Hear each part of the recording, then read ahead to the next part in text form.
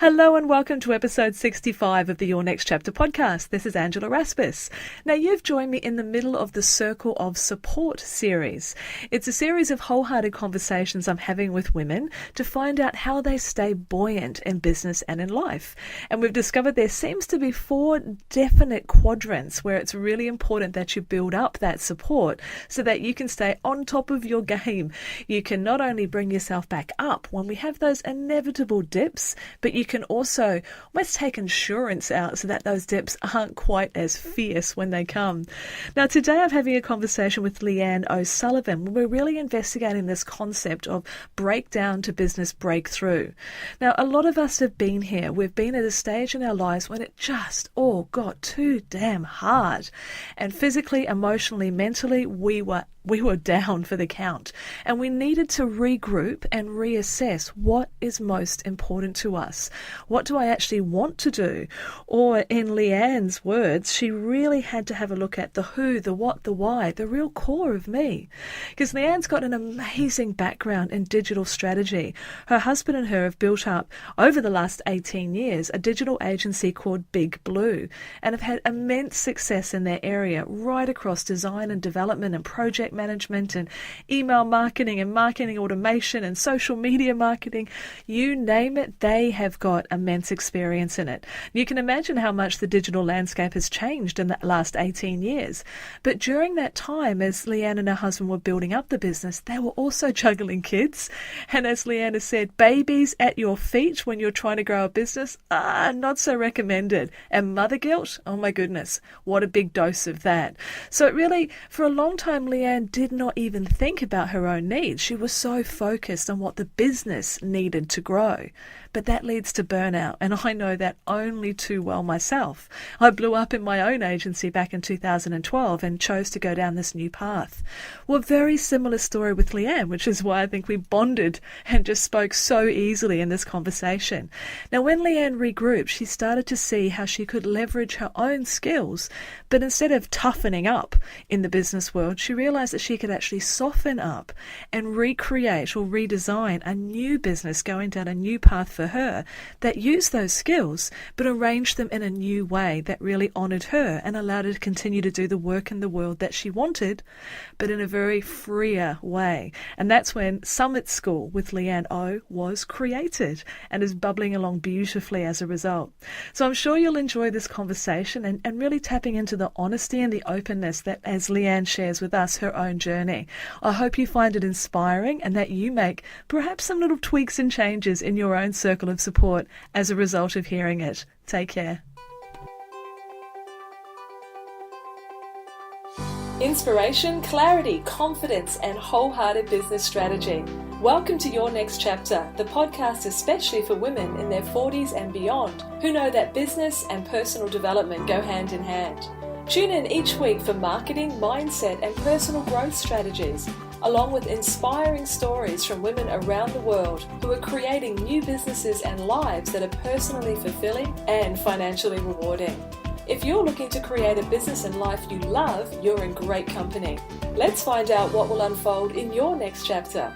I'm your host, Angela Raspis, and I'm so delighted that you're here.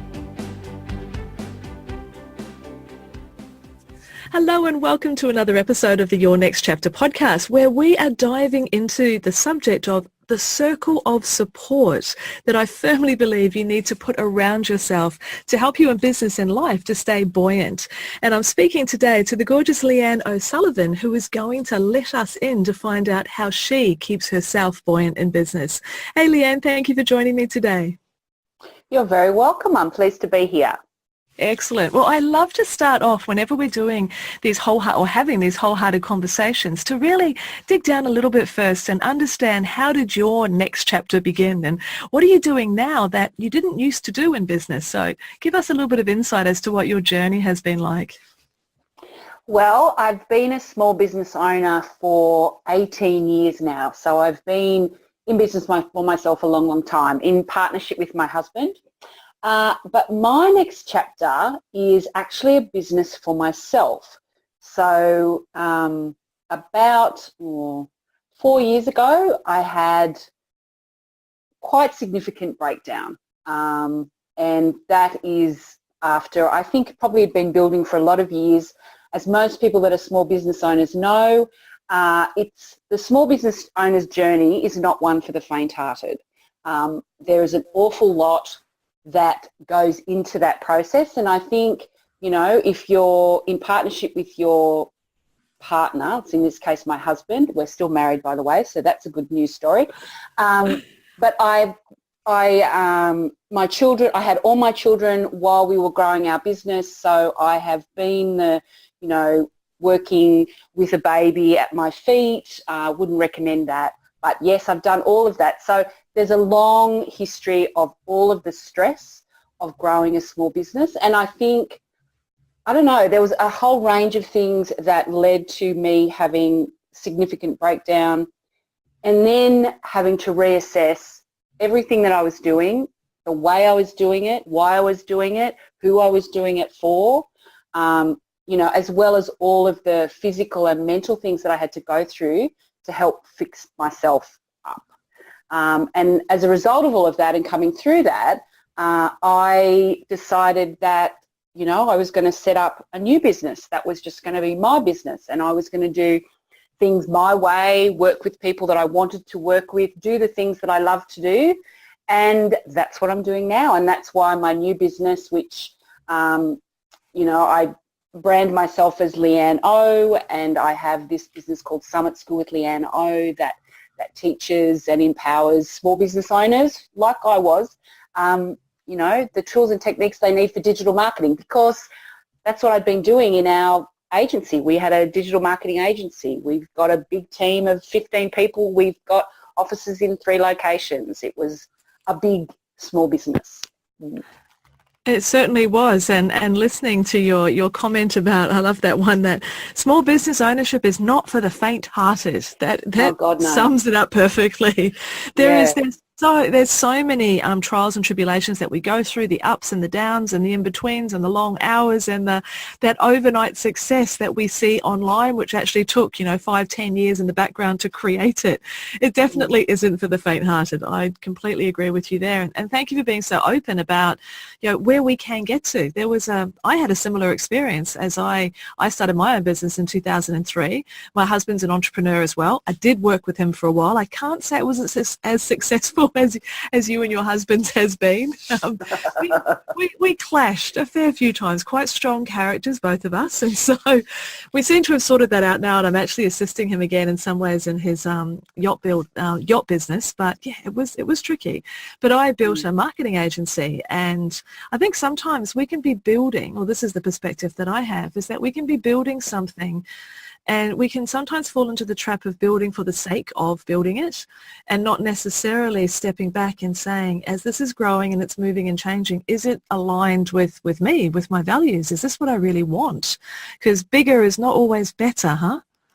No, that's exactly right. And I also love when you're talking about, you know, is it aligned with my values? And I think, you know, when we were growing our business, I know, you know, where everything that I did in terms of growing that business and the responsibility that you feel for employees and the responsibility that you feel for clients, you know, it always came from a very genuine place for me. And yet it was quite the revelation, I think, to see as we got bigger in business how hard some people were, how some people that we were doing business with and for, you know, were really jaded, were really sharp and expected the worst from a lot of people that they came across in business with, that they, you know, I don't know, it's not really a man's way of doing business, but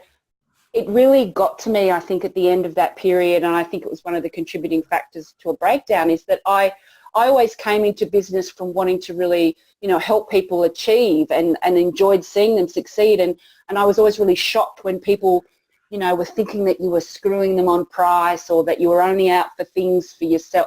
Like, it was really quite a horrific thing in the end. I think that, you know, there's a lot there in terms of, I think, the sexes in business and seeing how as you get big, and that's the thing I suppose about getting bigger, sometimes you're exposed to bigger businesses, and sometimes when, you know, the curtain's pulled back, you think, yuck, is that how you got here? I don't want that.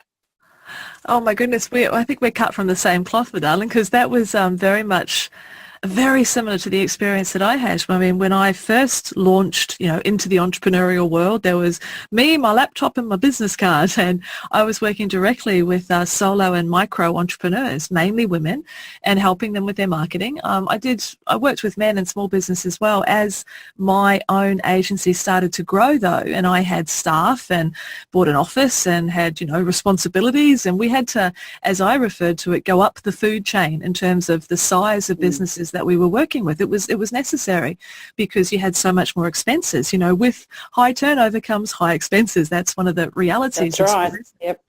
And when we started working with the people that were, or the organisations that were further up the food chain, as I referred to it, I had more cynicism and more a different attitude. And I don't know, you know, in some ways I look back on the experience and wonder if I shouldn't have toughened up a little bit more.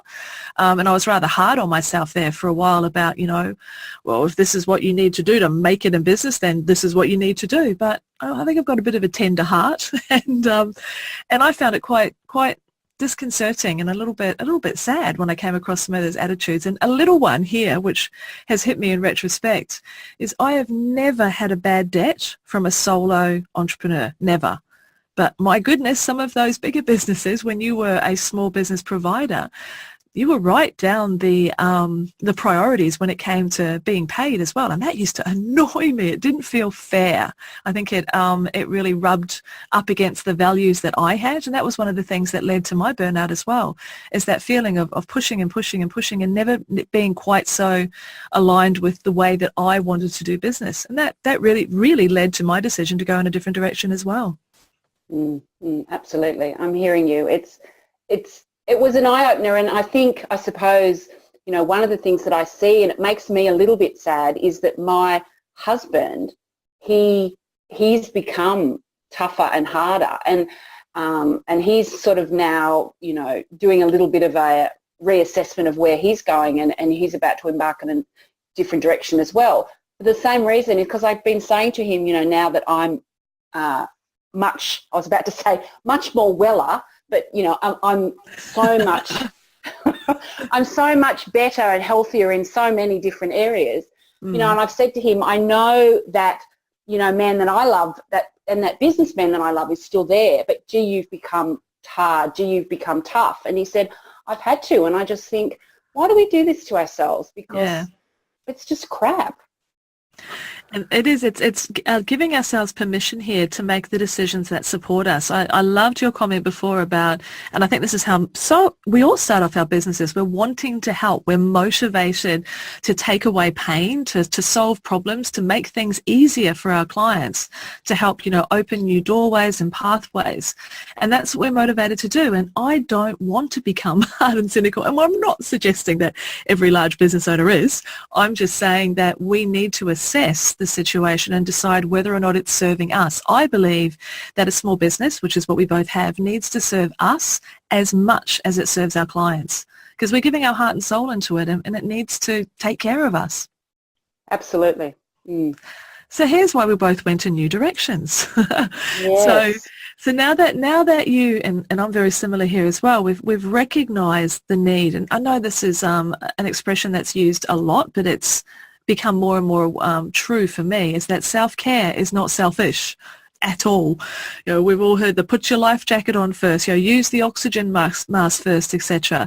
But I think sometimes until we actually do have a bit of a crisis that pushes us up and makes us pause and actually look at what's going on, it's quite easy to sort of only pay lip service to that and not really be aware of how important it is to take care of ourselves. But it sounds as though you having had this experience and me having had this experience, that self-care becomes a lot more important. And I see it in when it comes to business and life, because they're entwined. We can't separate them. To me, it feels like there's about 4 different areas where we need to look. You know, I think we need to look at our physical well-being, how we look after ourselves there, our emotional or spiritual well-being, and how we take care of ourselves there, the mentoring and and marketing type side of things, like looking after our personal development and business development there. And then there's community and connection, with other people who are on the same path. So are those the sort of areas that you would see as the important areas for you to take care of, or have I missed something?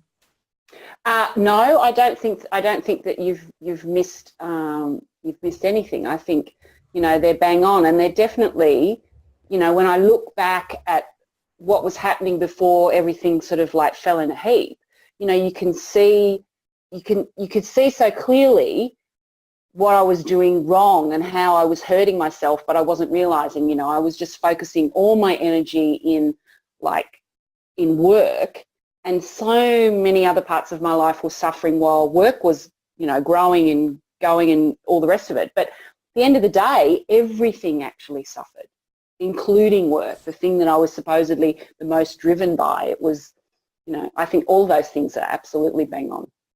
Well, let's have a talk about what it looks like for you with the type of way that you support yourself in those different areas. And actually, I just got to share one other thing that's popping into my brain as we're talking, because I just had talking about self-care, the most beautiful time out for the last couple of hours. A girlfriend and I went and had a picnic on the side of the headland at Mona Vale, and looking at the beautiful ocean and chatting, and sun in the hair, and it was gorgeous. And one of the conversations that we were having was, why do we sometimes feel that I mentioned this before about that the bigger is not necessarily better? Why do we feel that we need to continue to grow and push in our businesses, that that magical six-figure mark, or whatever it is that we keep hearing, and feel almost guilty sometimes that we're not pursuing, or guilted into needing to pursue it? And we were just sitting there thinking, our lives are fabulous. We can do this with this flexibility.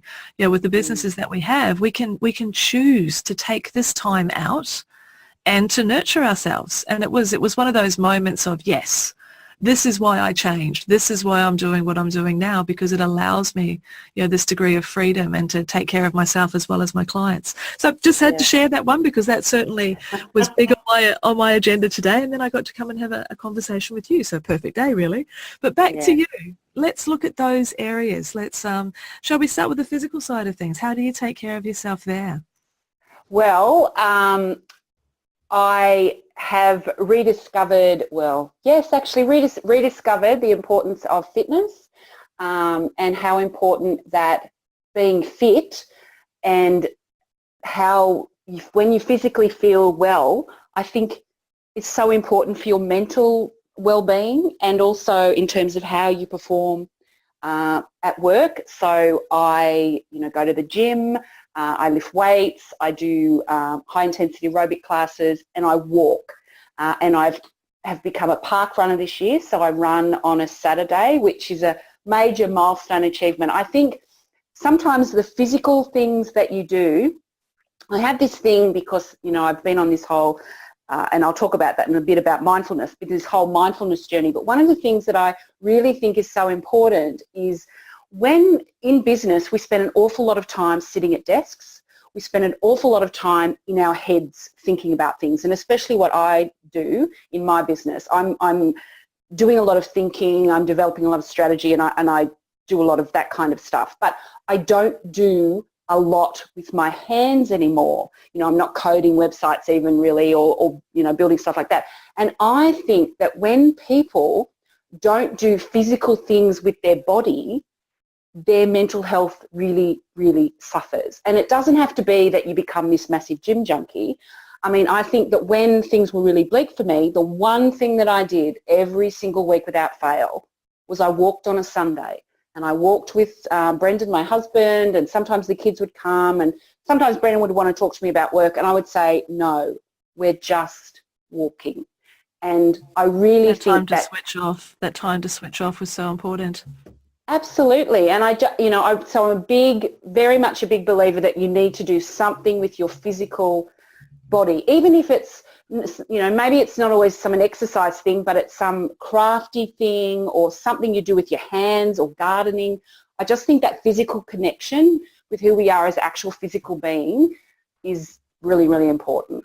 And I think that point that you were making about how much time we spend in our heads is so true. I know I'm exactly the same, is that I'm a business mentor, a marketing strategist, so there is so much going on in my head, and switching off the brain can be a real challenge sometimes. So getting out of our head and into our body, I agree, physically good for us, but for your mental well-being as well, absolutely essential. It's a great point.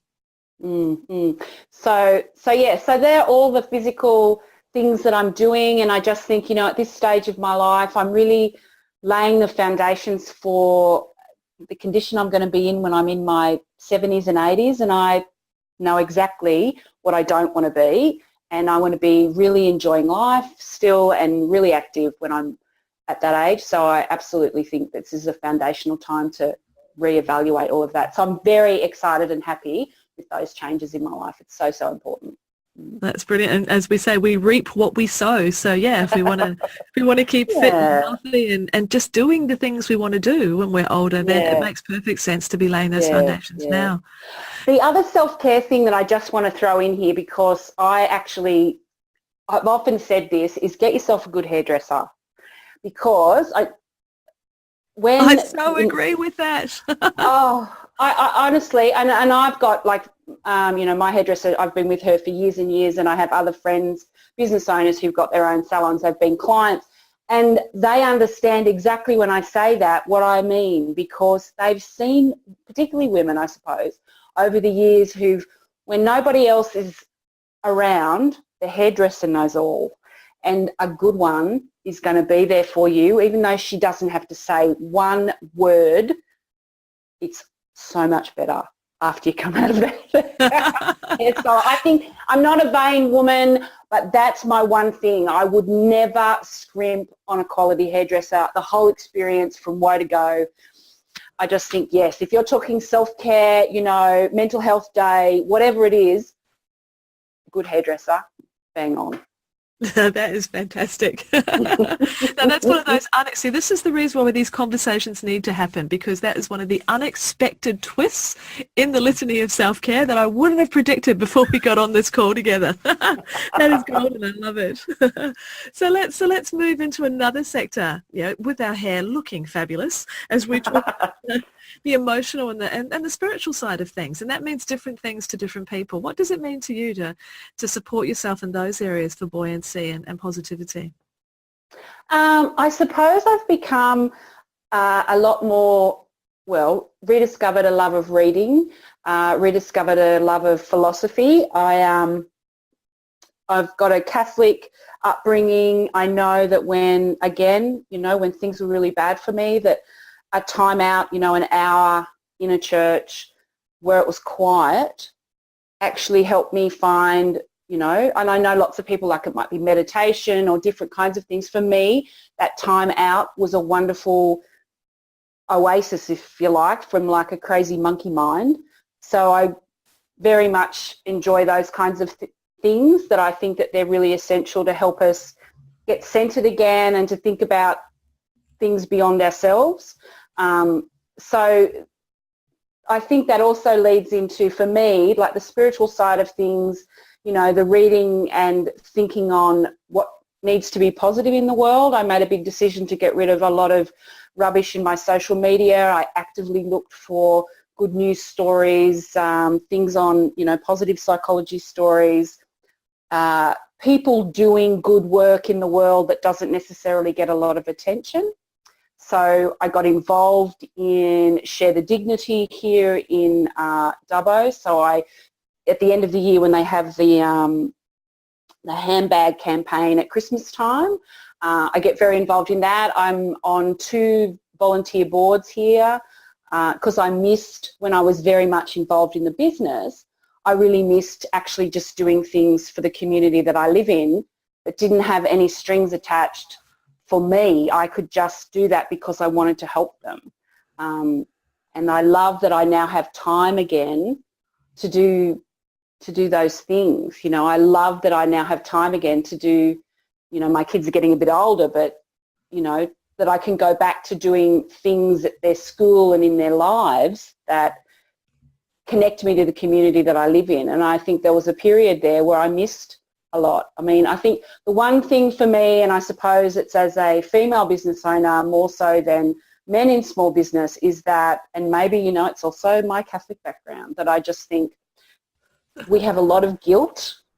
And for me, I suppose if it's a thing that's on my radar that I've got to like work through and let go, it's that mother guilt of I wasn't at things because I was at work, and yet I went into business on my own so I could be at more kids' things. So it's a bit of a stupid circle, but it's a circle I have to sort of like break out of, I think. But yeah.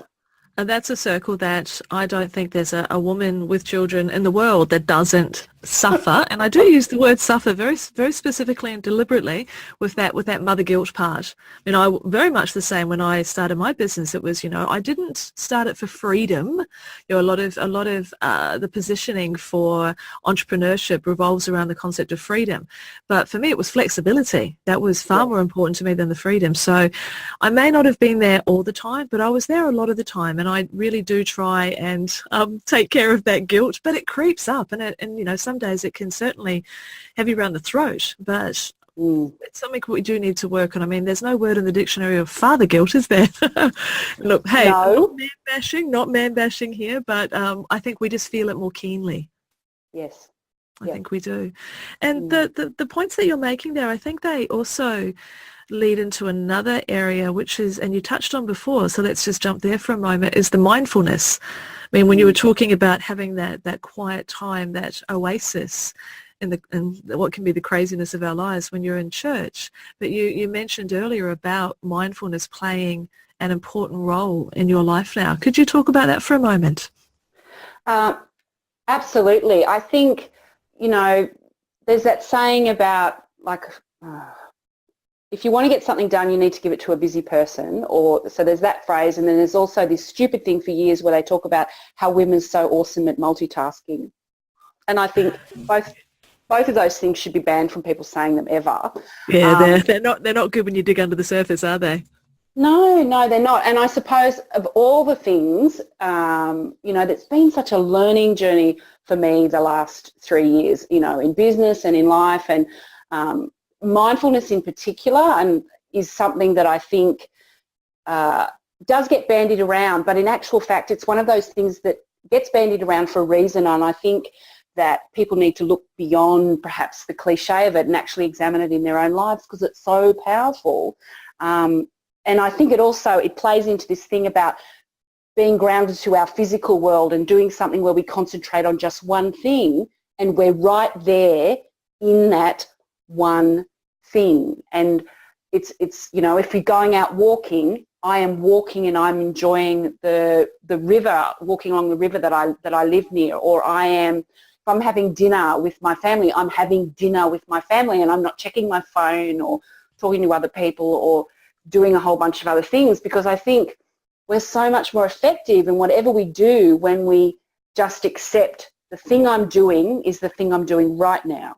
And I need to enjoy it or participate in it or do what I need to do, but it's this thing that I'm in and not the 20 other things that I need to do next, because I'll get to them when I get to them in my list of things that I do. But, I just think we miss things when we're not just focused on what's happening right now. Like right now, when I'm talking to you, I'm not thinking like I'm just here talking to you, even though I know there's a bunch of other things going on in my life.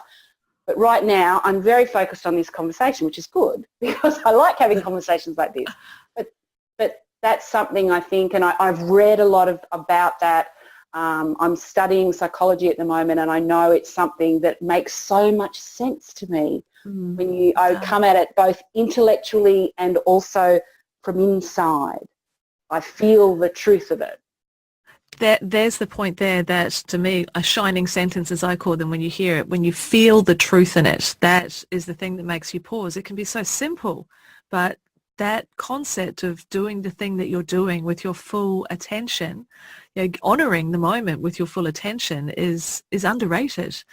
And yes. I think you're right. Mindfulness can sometimes be seen as a bit of it's a bit of a hip thing, it's a bit of a cliche, etc. But when we take it back to its essence, the idea of even, I think a great example is, you know, when my daughter comes and interrupts me and speaks to me because I've got a home office, of actually pausing and turning my body to her and giving her my full attention at that moment. Yeah, obviously I've got to teach her manners as well, but the concept of actually honouring her with my attention, not, you know, continuing to type while she's talking to me. Something just as simple as that. Or I had a lovely bunch of friends over here yesterday for lunch, and my commitment to self-care, being connected to community, that's one of my versions of it, is really important. And I actually recognised myself doing something here which is not healthy. One of the women was asking about podcasts, and, well, when do you listen to them? When do you find the time? And a couple of us said, oh, well, we listen to an episode when we're walking or when we're gardening or when we're doing this or that. And she's gorgeous one. She's a naturopath and is very mindful. And her words of wisdom to us in that moment was, but when I garden, I'm gardening. Yeah. When I'm walking, I'm walking.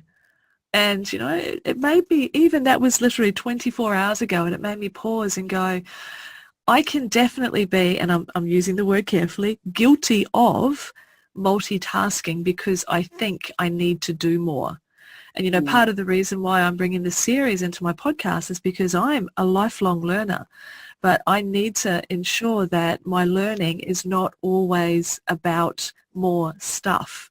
I can learn lessons from people who are letting go and bringing more of this self-care into their lives. And that's a great example of it. So thank you for highlighting that, because I saw a quote that I love, which is that you'll never have enough time to do everything, but you'll always have enough time to do the important things. And I think that's a part of this conversation, is being discerning and giving ourselves permission to bring that space into our lives.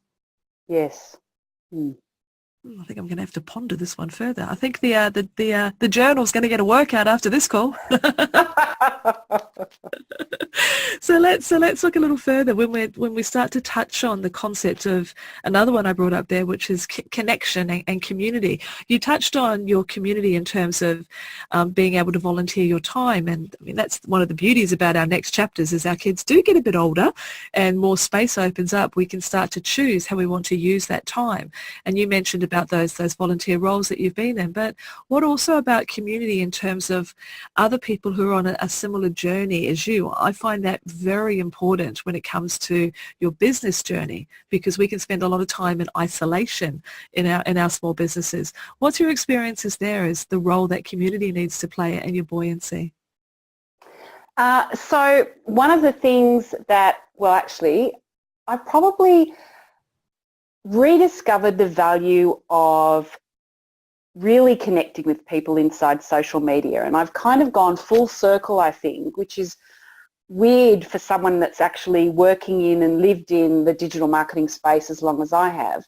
But what I've very much enjoyed the last 18 months in particular has been actively looking to make connections with people online, and looking to share and learn from others. And it's, you know, I think a lot of times in business, people see connections solely through the prism of lead generation, which of course it is. I mean, I'm a business person, you're a business person, we're all in business, you know, we're not necessarily all charities. But what I've really benefited from this year, and what I think's actually been quite profound for me in a lot of ways, has been when I've been more open to genuine connections rather than seeing everything through just a lead generation perspective. I've been really surprised. I've benefited a lot, I think. I've gained a lot from the connections that I've, you know, made. And I've you know, I haven't like sat back and just went, oh, the world's going to connect with me. I've genuinely, you know, I've looked to find people that are the right kind of people for me. It's like a meeting of minds. I'm looking for a certain kind of person that can help me on my journey, as well as me contributing to other people's, and I really liked that. In both Facebook and also LinkedIn, which has surprised me a bit, the latter one, but it's been really good. Like, it's really helped fulfill me. And I think when you're working, you know, it's been a long time since I've been in a business where there's one person in it or two people in it, which is what I am now. I've had a big agency for years and years. So I think if you're not looking to reach out to peers or mentors, even if it is in the online space, then you're missing out, and I think you become a bit closed-minded and you can't grow, and it's not as enjoyable either. That's such an excellent point. And it's certainly been my experience as well. One of the things that I think is essential in our business journeys is to have what I call belief buddies. And a belief buddy is someone who understands your vision, and they're part of your cheer squad. When you're having the bad day, which we always have, they can help lift you. You can go to them to celebrate. You do the same for them, etc. And I'm blessed to have a beautiful circle of belief buddies.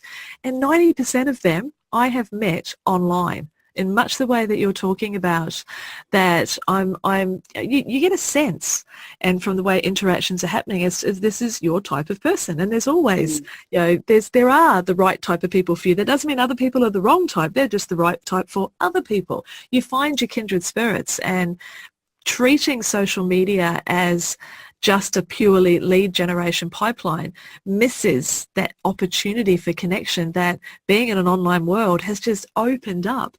My own mastermind that I'm in, the women that I mastermind with are in the four corners of the world, and I never could have met them or connected with them without the beauty of social media. So I'm extremely grateful for it, and I love the way that you have made that important distinction. It's the same idea as if you go to a networking event and you're just going in there with the sole purpose of getting your business card into the hands of a possible lead. The energy that you have about you is so very different. I used to started and ran a women's networking group with a girlfriend of mine, and we could see those people that would come in, and that was their purpose. Their purpose wasn't to help and connect and to start relationships. It was to sell, and it doesn't work. As humans, we crave connection. It's what we need more than anything. It's like oxygen. And so I love that you make that distinction and that you've had that experience. It's been really good. Well, that's how I met you. That's true. That's how we first connected, wasn't it? In a good old Facebook group. That's right. Yeah. But there, it's like everywhere. I suppose that's the other thing that's also been a bit of a learning thing for me, is you just got to let people, people are going to do and say and be who they are, and you can't really let that worry you too much. You've got to, it's a practice for me. Let it flow, let them go. Let it flow, let them go. That sounds like from that movie Frozen. We could start singing. Oh, my favourite, life lessons in that movie. Go Elsa. Absolutely. So community and connection, and yes, there are, I think you have to be a little careful with not going and joining, for example, 87 Facebook groups and flitting in and out like a moth. You need to sort of choose your communities and contribute to them, not like very much it's a give and take, a give and receive type scenario. So I'll make a little asterisk here for those who are listening. There is actually a next chapter community, which I'd love to invite you to if the idea of connecting with other women who are at this stage of business and life feels appealing. If you just go to angelarasmus.com/community, then there's a link there to take you straight through to our Facebook community, which you'll be welcomed with open arms within. But let's move to the next stage here then. When we can talk about another quadrant here, which I think is so important, especially from a business perspective, is that the support that you gain in a mentoring and mindset area. So whether that be closing gaps, whether that be skill gaps, or if that be working with and supported by, again, like-minded people or mentors. What's your experience there? I'm very grateful that you and I are going to be in that type of relationship in 2018 in one of my masterminds, but that's only a small part of the story overall. So how have you taken care of yourself in that area? I think that's another thing, I suppose, as part of, my recovery and helping me be well, is I had stopped doing any kind of extra learning that involved interacting with other people. Obviously, in my business life, I was constantly learning new technical things because of the nature of digital media. Just about changes every 5 seconds. So I was always learning new technical things, but what I'd stopped doing was learning and wanting to reach and do better in other facets of, business life, and how I approached business and what my mindset was to business. I had done nothing And I think, again, I'd really, really missed it. I mean, the last time I had done anything in terms of my professional business development was I was pregnant with my third child, Damon, and I was doing a Women in Business program when you used to do them through the New South Wales Chamber. That was the last time I had done any serious professional development that worked on my approach to business and my mindset to business and some leadership skills. So there was a massive gap, which I really missed, and I've really enjoyed. Some of the things that I've stuck my toe in, I've realised that I need somebody to bounce ideas off that's not necessarily my husband, because sometimes when we bounce those ideas off each other, it's more of a crash that follows rather than, so I just think that, I'm looking for a different kind of perspective. We're very different business people, and I think that not that I was never not confident in business, but now it's more important to me that I really go my own path. I want to find my own ways of stretching as a leader in business. My approach, I want to really build on that, and I think, it's something that I've missed. And as soon as I started doing little courses, little workshops, days here and there, I went, yes, this is what I've been missing, and I so needed this in my business life.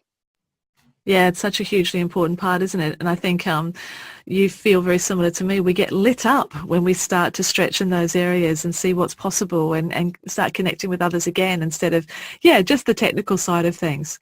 So tell me, let's speak, if we can, for a moment about the concept of a mastermind. I mean, masterminds are at the core of my business now because of my own experience in them. I joined a mastermind 2 years ago, and I learned through Liz Scully how to actually facilitate masterminds. And I think they're incredibly powerful personally, because you've got that small circle, you have that I can bounce ideas off these people and get fresh perspectives, because it's so hard to see the spot that you're standing on.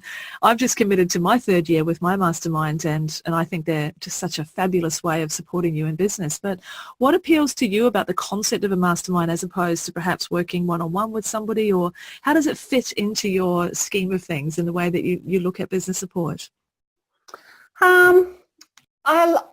I actually like to listen to other people's stories. I always think that you learn so much from listening to other people's stories, as opposed to, you always expect that the person who's running the program, you naturally are going to learn from them. They're running the program, they're facilitating the program. That's kind of an expectation.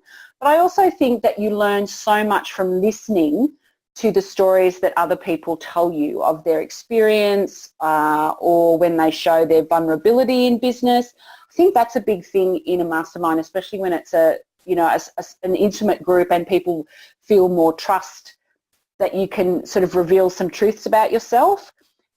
It's always great when someone else reveals some truth about themselves or reveals something that's a bit vulnerable, and you go, oh, thank God.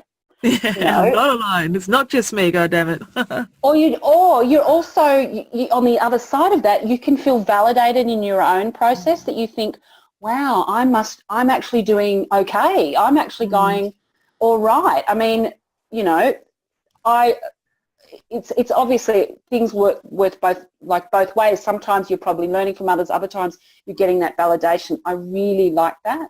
I also think when you're in business for yourself, it's always hard to know.